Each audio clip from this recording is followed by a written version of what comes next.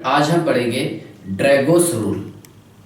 ड्रैगोस rule ये applicable है 15 और 16 ग्रुप एलिमेंट्स के लिए। ओके, ध्यान से देखिए। ड्रैगोस रूल ये अप्लीकेबल है, ध्यान से देखिएगा, हाइड्राइड्स ऑफ 15 और 16 ग्रुप एलिमेंट्स। इसकी हम एग्जाम्पल के थ्रू समझने की कोशिश करेंगे। 15 और 16 ग्रुप एलिमेंट्स। ओके, ध्यान से देखिएगा। अगर हम 15 ग्रुप एलिमेंट्स की बात करेंगे तो 15 ग्रुप एलिमेंट्स है नाइट्रोजन, फॉस्फोरस, आर्सेनिक, एंटीमनी और बिस्मथ। ओके, ध्यान से देखिए। 15 group elements nitrogen, phosphorus, arsenic, antimony और बिस्मथ।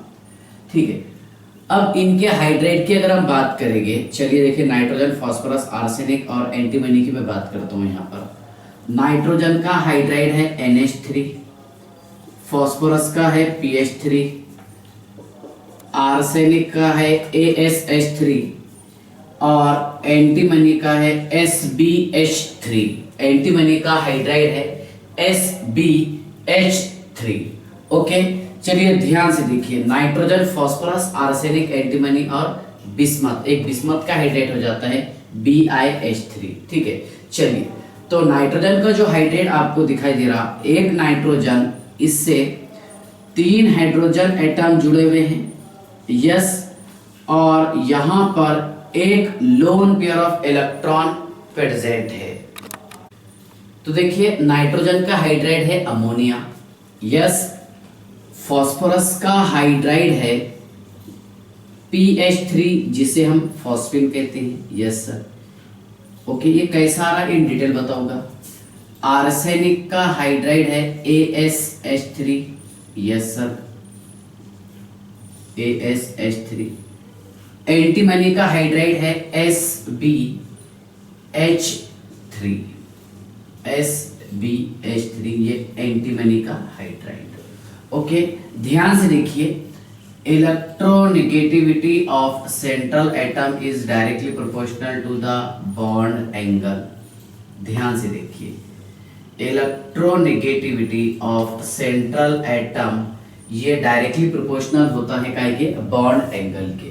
सेंट्रल एटम का इलेक्ट्रोनेगेटिविटी जितना ज्यादा होगा, ओके, उसका बॉन्ड एंगल भी उतना ज्यादा होता है, यस। तो नाइट्रोजन फैमिली में टॉप टू बॉटम आने पर, ऊपर से नीचे आने पर, इसका इलेक्ट्रोनेगेटिविटी कैरेक्टर डिक्रीज होता है। तो सिंपल सी बात है, इस कंसेप्ट के हिसाब से सबसे ज्यादा बॉन्ड एंगल किसका रहेगा? NH3 का। ओके, उससे कम PH3, उससे कम ASH3 और सबसे कम रहेगा SbH3 का। ठीक है ना? तो ध्यान से देखिए, बॉन्ड एंगल इसका होता है 91.3 डिग्री, इसका होता है 91.8 डिग्री, यस। PH3 का बॉन्ड एंगल होता है 93.6 डिग्री और इसका बॉन्ड एंगल होता है 107 डिग्री एंड 18 मिनट्स। ओके, थोड़ा सा इस पर डिस्कस कर लेंगे। तो ध्यान से देखिएगा, यहाँ पर सबसे ज्यादा बॉन्ड एंगल है NH3 का। ठीक है ना? ये कंसेप्ट है। Electronegativity of central atom, okay, is directly proportional to the bond angle. Central atom का जितना ज्यादा इलेक्ट्रोनेगेटिविटी होगा, उतना ज्यादा बॉन्ड एंगल होता है उस मॉलिक्यूल का। ओके, चलिए, तो इस बेसिस पर NH3 का बॉन्ड एंगल सबसे ज्यादा, उसके बाद में PH3, ASH3, SbH3। अगर हम इसके हाइब्रिडाइजेशन की बात करेंगे, सुनिए, हाइब्रिडाइजेशन की बात करेंगे यहाँ पर, तो 3 सिग्मा बॉन्ड और एक लोन पेयर ऑफ इलेक्ट्रॉन है सभी में। तो इन सभी में कौन सा हाइब्रिडाइजेशन हो रहा है? sp3। ओके, इसका hybridisation sp3, sp3, sp3, sp3, yes. ध्यान से देखिए, हाइब्रिडाइजेशन के कंसेप्ट के हिसाब से, ओके, मतलब इसका भी हाइब्रिडाइजेशन sp3 होगा, इसका भी sp3 होगा, sp3 होगा और ये भी sp3 होगा, यस। अगर sp3 हाइब्रिडाइजेशन होता है तो इसका ज्योमेट्री टेट्राहेड्रल, यस वो आपके सामने है टेट्राहेड्रल ज्योमेट्री, और इसका आइडियल बॉन्ड एंगल होता है 109 डिग्री एंड 28 मिनट्स, बराबर है। आइडियल बॉन्ड एंगल इसका होता है 109 degree and 28 minutes.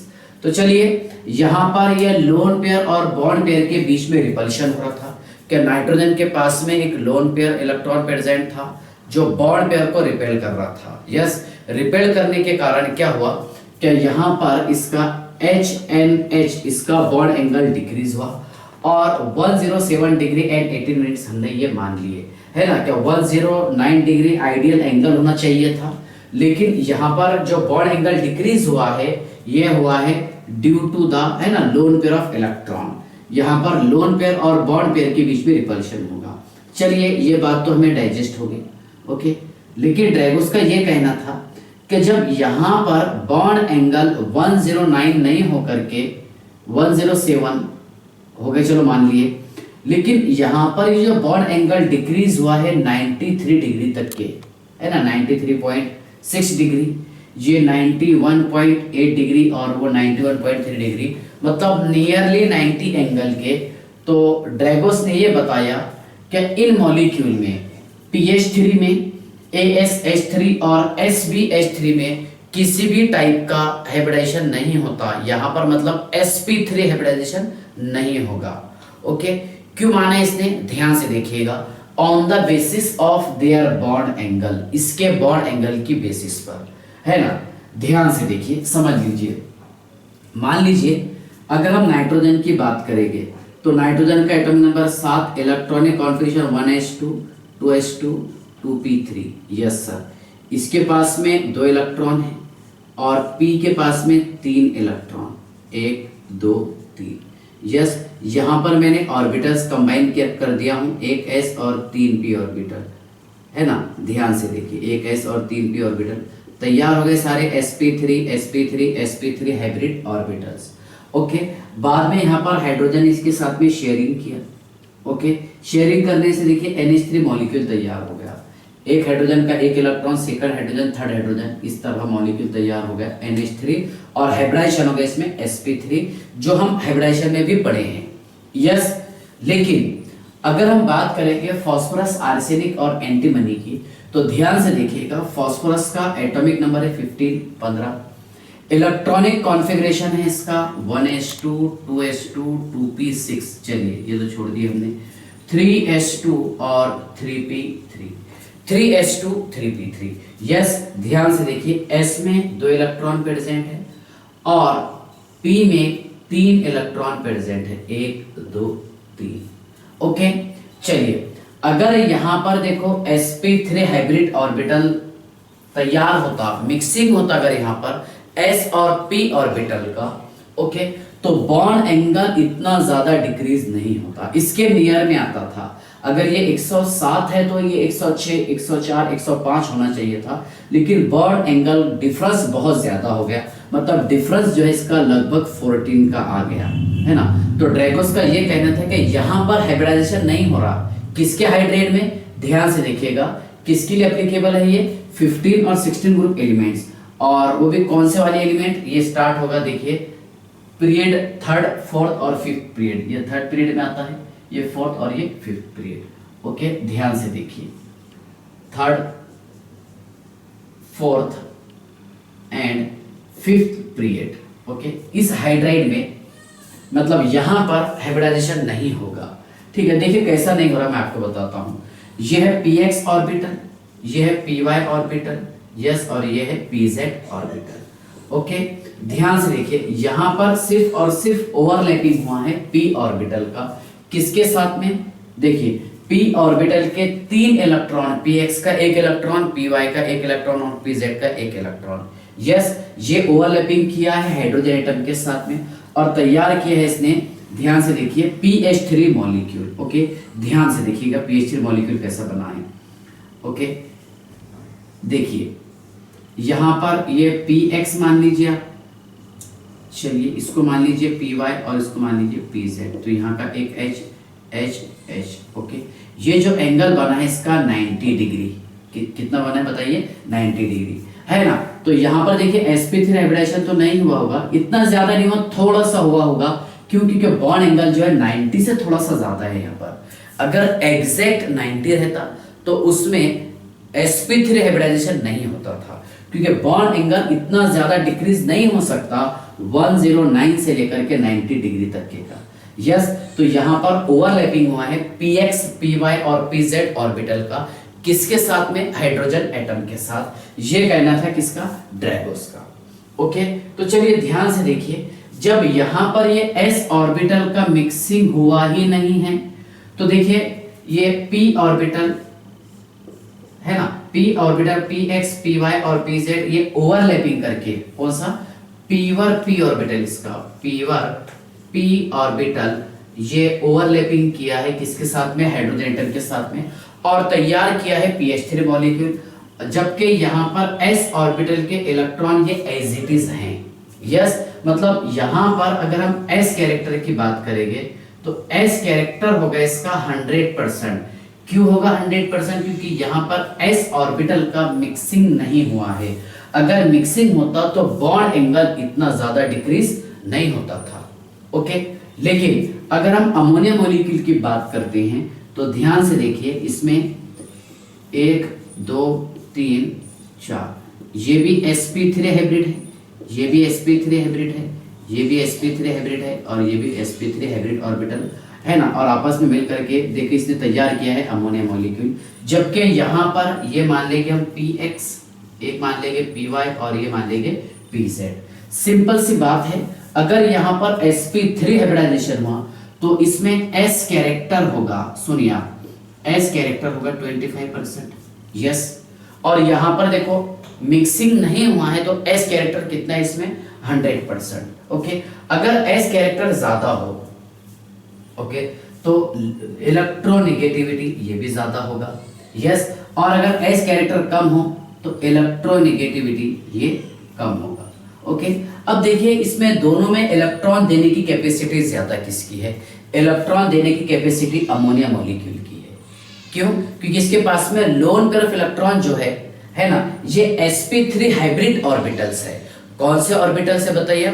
sp3 hybrid orbital. Okay, देखो जब इसके पास में देखो इलेक्ट्रॉन देने की कैपेसिटी ज्यादा है तो इसका बेसिक नेचर ज्यादा होगा, बेसिक नेचर इसका ज्यादा होगा। यस, इस बेसिस पर हम कह सकते हैं आपको क्या? Ammonia is a strong base as compare to pH3 molecule, क्योंकि यहाँ पर s कैरेक्टर 100% था और यहाँ पर s कैरेक्टर 25% था। s कैरेक्टर अगर जितना ज्यादा होगा उस मॉलिक्यूल का एसिडिक नेचर उतना ज्यादा होता था। यस, जैसा हमने पढ़े थे अल्कीन, अल्काइन और अल्केन को कंपेयर करके। देखिए CH triple bond CH, CH2 double bond CH2 और CH3 बॉन्ड CH3। यहाँ पर ये sp हाइब्रिडाइज्ड है, ये sp2 है, ये sp3 है। तो s कैरेक्टर इसमें 50%, इसमें 33.33%। यस सर, और यहाँ पर ये 25%। ओके, जितना ज्यादा s कैरेक्टर होगा, ओके, उस मॉलिक्यूल का उस एटम का इलेक्ट्रोनेगेटिव कैरेक्टर उतना ज्यादा होगा। ठीक है, तो यहाँ पर फास्फोरस को तो नहीं बोलेंगे हम इलेक्ट्रोनेगेटिविटी, यहाँ हम इलेक्ट्रोनेगेटिविटी बोलेंगे लोन पेयर ऑफ इलेक्ट्रॉन का। ओके, अब दूसरा कंसेप्ट यह है कि s ऑर्बिटल जो है ये न्यूक्लियस के बहुत ज्यादा नजदीक रहता। ओके, नजदीक रहने के कारण ये इलेक्ट्रॉन इजीली डोनेट नहीं कर सकता। यस, जबकि मिक्सिंग में क्या है कि यहाँ पर s और p ऑर्बिटल भी है। p ऑर्बिटल न्यूक्लियस से थोड़ा सा दूर होता है जो इलेक्ट्रॉन इजीली डोनेट कर सकता है। यस, तो देखो जो सब्सटेंस इलेक्ट्रॉन पेयर डोनेट करेगा उसे कहते हैं लेविस बेस। क्या बोलते हैं उसे? Lewis base. इस बेसिस पर अमोनिया का बेसिक कैरेक्टर ज्यादा होता है as compare to pH3। Yes, तो NH3 ये होगा स्ट्रॉन्ग बेस। क्या रहेगा बताइए आप? Strong base. और ये होगा वीक बेस। ओके, NH3 ये होगा स्ट्रॉन्ग बेस और अमोनिया ये pH3 ये होगा weak base. Okay, I hope यहां तक क्या आपको समझ में आ गया होगा। अगर मैं यहां पर NH3 का रिएक्शन करूंगा वाटर के साथ तो ये तैयार करेगा NH4OH, मतलब H पॉजिटिव को इलेक्ट्रॉन पेयर डोनेट करेगा नाइट्रोजन और NH4OH तैयार कर देगा। अब ऐसा ही अगर मैं pH3 का रिएक्शन करूंगा वाटर के साथ, तो रूम टेम्परेचर पर इसका कोई रिएक्शन नहीं होता। एट रूम टेम्परेचर पर इसका कोई रिएक्शन नहीं होता। तो आई होप यहां तक के तो आपको समझ में आ गया होगा क्या why ammonia has more basic character as compare to pH3। Okay, क्योंकि अमोनिया में देखो sp3 हाइब्रिडाइजेशन होता है, प्योरली sp3 हाइब्रिडाइजेशन होता है। यस, जहां पर s कैरेक्टर 25% होगा, मतलब लोन पेयर ऑफ इलेक्ट्रॉन का भी कैरेक्टर कितना रहेगा 25% s कैरेक्टर। ओके, जितना कम s कैरेक्टर होगा ओके उसका बेसिक नेचर उतना ज्यादा होता है। जैसे यहाँ पर इसका एसिडिक नेचर ज्यादा है, किसका, एसिटिलीन का, फिर उससे कम इथीन है ना, और सबसे कम एसिडिक नेचर होता है किसका, इथेन का। अगर मैं बेसिक नेचर की बात करूंगा तो sp3, sp2 और sp, ये इसका ऑर्डर है। देखिए ये एसिडिक नेचर है। यस सर, कौन सा नेचर है बताइए आप, एसिडिक नेचर। कौन सा नेचर है बोलिए, एसिडिक नेचर। चलिए, तो आई होप यहां तक के तो आपको समझ में आ गया होगा क्या। देखो इलेक्ट्रोनेगेटिविटी ऑफ सेंट्रल एटम, सबसे पहले आप सेंट्रल एटम का इलेक्ट्रोनेगेटिविटी देखना। जिस सेंट्रल एटम का इलेक्ट्रोनेगेटिविटी सबसे ज्यादा होगा उसका बॉन्ड एंगल सबसे ज्यादा रहता। यस, चलिए आई होप यहां तक के आपको समझ में आ गया होगा। चलिए पेज नंबर 1, ठीक है, पहले आप इसका स्क्रीनशॉट निकाल लीजिए। हाँ चलिए समझ लीजिए, सेकंड एग्जांपल है इसमें hydride of 16 group elements. Okay, अब देखिए थोड़ा सा हम डिस्कस कर लेते हैं 16 ग्रुप एलिमेंट्स के हाइड्राइड पर। क्या 16 ग्रुप के हाइड्राइड कौन कौन से हैं, पहले वो समझ लेंगे हम। ओके, और उसके बाद में ध्यान से देखिएगा, समझ लीजिए क्या इसमें sp3 हाइब्रिडाइजेशन किसमें होगा, किसमें sp3 हाइब्रिडाइजेशन नहीं होता। यस, चलिए ये कंसेप्ट आपको ध्यान रखना है क्या, electronegativity of central atom is directly proportional to the bond angle. जितना ज्यादा इलेक्ट्रोनेगेटिव सेंट्रल एटम रहेगा उतना ज्यादा उसका बॉन्ड एंगल होता है। यस, चलिए समझ लीजिए आप। इसके बाद देखिए, ओके चलिए, hydride of 16 group elements, 16 group elements के हाइड्राइड कौन कौन से हैं वो समझ लीजिए आप। देखिए ध्यान से, सबसे पहले आप समझ लीजिए 16 group elements. Okay, 16 group elements है ऑक्सीजन, सल्फर, सेलेनियम, टेलुरियम और एक पोलोनियम। ओके, चलिए ऊपर से नीचे जाने पर इसका इलेक्ट्रोनेगेटिविटी कैरेक्टर डिक्रीज होता है। ओके, टॉप टू बॉटम जाने पर इसका इलेक्ट्रोनेगेटिविटी कैरेक्टर डिक्रीज होता है। यस, चलिए ध्यान से देखिएगा, ऑक्सीजन का हाइड्राइड, ओके पहले H2O, H2S, H2SE और H2TE, hydride of 16 group elements. Okay, H2O, H2S, H2SE, H2TE। ठीक है, चलिए ध्यान से देखिए, H bond O bond H, इसके पास में दो loan pair of electron present है। यस सर, H2S समझ लीजिए आप, H2S इसके पास में दो loan pair of electron present है। यस सर, H2SE इसके पास में दो loan pair of electron present है, और H2TE इसके पास में दो loan pair of electron present है। यस, चलिए ध्यान से लिखिएगा कैसा आया होगा। जैसा ऑक्सीजन एटॉमिक नंबर 8 है, electronic configuration 1s2 2s2 2p4। Yes sir, इसके पास में दो इलेक्ट्रॉन और यहाँ पर कितने, 4 इलेक्ट्रॉन, 1 2 3 4। ठीक है, सल्फर की अगर हम बात करेंगे, सल्फर का एटॉमिक नंबर 16, यहाँ नियॉन लिख दिया मैंने।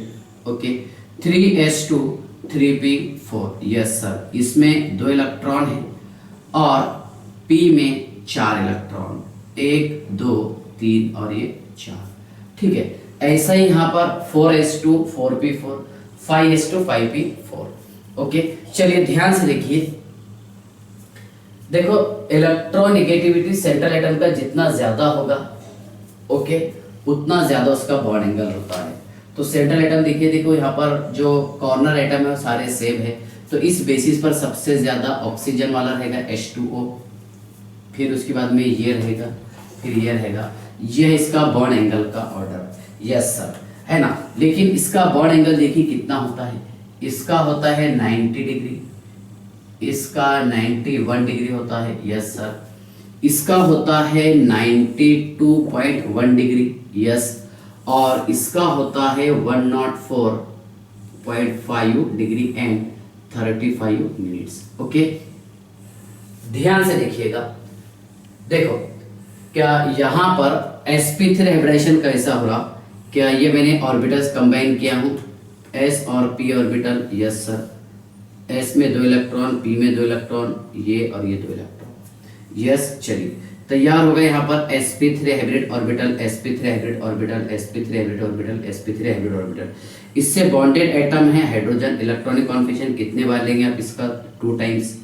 सुनिए आप कैसा हो रहा है, क्या ये 2 तो लोन पेयर ऑफ इलेक्ट्रॉन है ऑक्सीजन पर, 1 2, ओके। 1 इलेक्ट्रॉन और ये 1 इलेक्ट्रॉन एज इट इज था।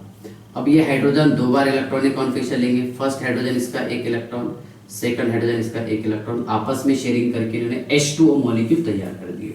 ओके, देखिए यहाँ पर हुआ है sp3 हाइब्रिडाइजेशन। क्या हुआ है, sp3 हाइब्रिडेशन, और ये sp3 हाइब्रिड ऑर्बिटल्स।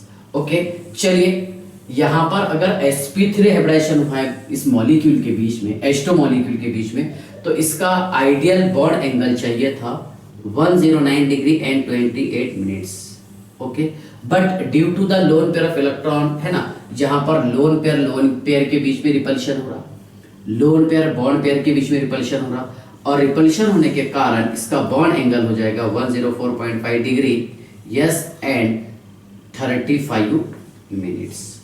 ओके, चलिए ध्यान से देखिए, ये बात तो हमें थोड़ी सी डाइजेस्ट हो गई कि 109 से 104 डिग्री का बॉन्ड एंगल हो जाएगा due to the lone pair of electron. लेकिन यहाँ पर 4 और ये 8 12 का डिफरेंस बहुत ज्यादा हो जा रहा, मतलब यहाँ से ये जंप कैसा हो रहा, ये डाइजेस्ट बात नहीं है ना। 104 से 90 पर क्यों जा रहा, 104 से 91 पर क्यों जा रहा है ना बॉन्ड एंगल। तो देखो ड्रैगोस ने ये बताया कि इस मॉलिक्यूल के बीच में भी कोई हाइब्रिडाइजेशन नहीं होगा, सिर्फ H2O के बीच में sp3 हाइब्रिडाइजेशन होगा, यस। यहाँ पर H2S के बीच में हाइब्रिडाइजेशन नहीं होगा। ओके, देखिए क्या होगा कि यहाँ पर ये S और py मान लीजिए आप इसको, और ये pz मान लीजिए, और इसको px माने हमने।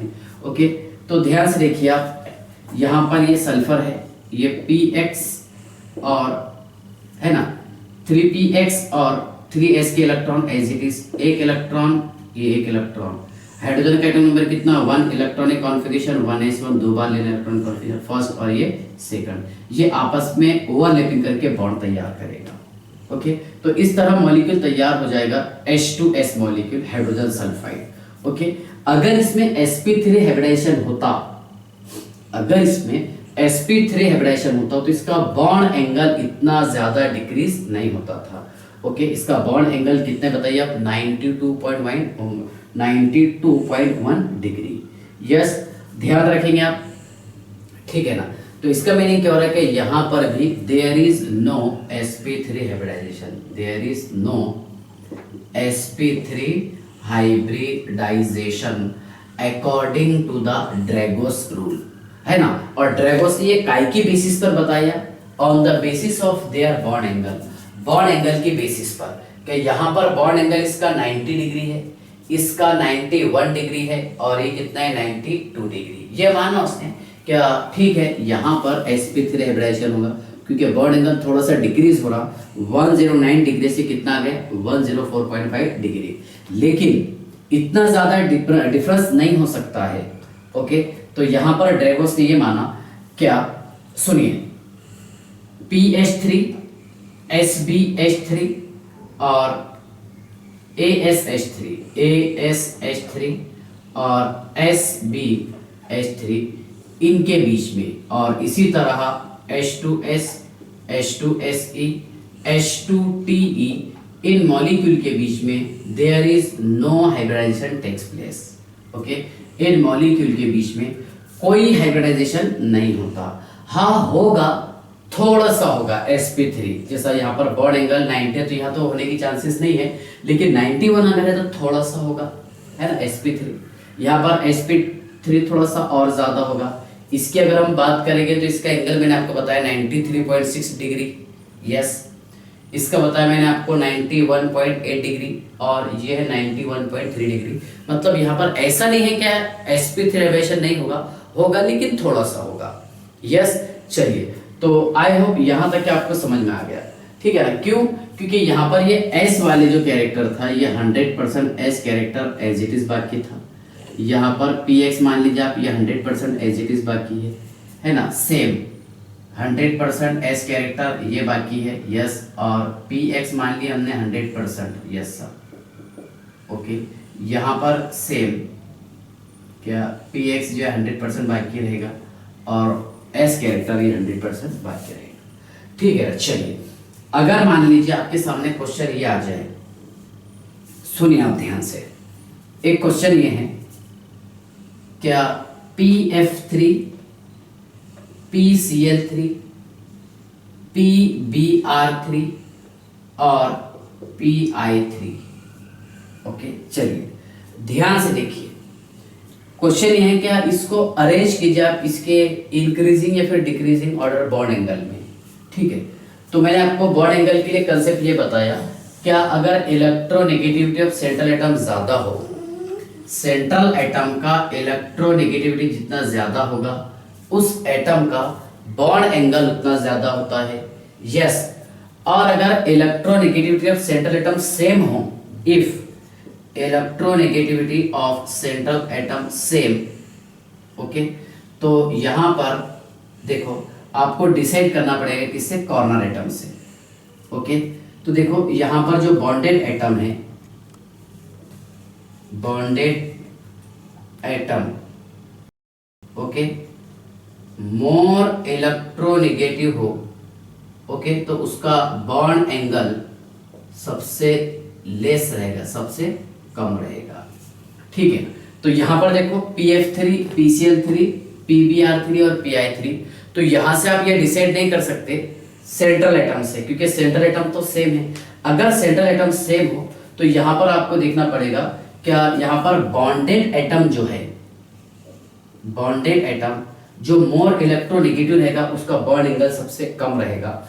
इस बेसिस पर pi3 का सबसे ज्यादा, pbr3 का उससे कम, pcl3 का उससे कम और सबसे कम रहेगा pf3 का बॉन्ड एंगल, यस। चलिए, आई होप यहां तक आपको समझ में आ गया होगा।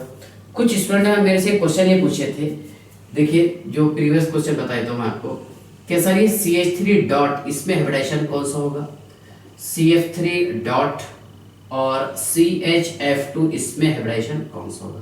तो याद रखिएगा ये एक्सेप्शन केसेस है, इसमें sp2 हाइब्रिडाइजेशन होता है, इसमें sp3 हाइब्रिडाइजेशन होता है और यहां पर भी sp3 हाइब्रिडाइजेशन होता है। CH3 मेथाइल फ्री रेडिकल में sp2 हाइब्रिडाइजेशन, CF3 डॉट है ना, इस फ्री रेडिकल में sp3 hybridisation, more electronegative atom जुड़ा है फ्लोरीन, और यहां पर भी CHF2 में sp3 हाइब्रिडाइजेशन। ये आपको रेफरेंस बुक में क्वेश्चन मिलते रहते हैं।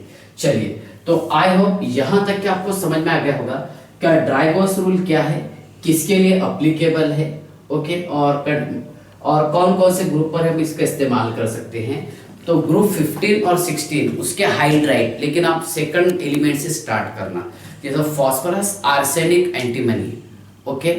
उसके बाद में देखिए अगर हम इसकी बात करेंगे 16 ग्रुप एलिमेंट्स की, सल्फर, सेलेनियम और टेलुरियम, यस। चलिए, ओके, हाँ, तो आप इसका स्क्रीनशॉट निकाल लीजिए, पेज नंबर 2। चलिए, ओके, बाय।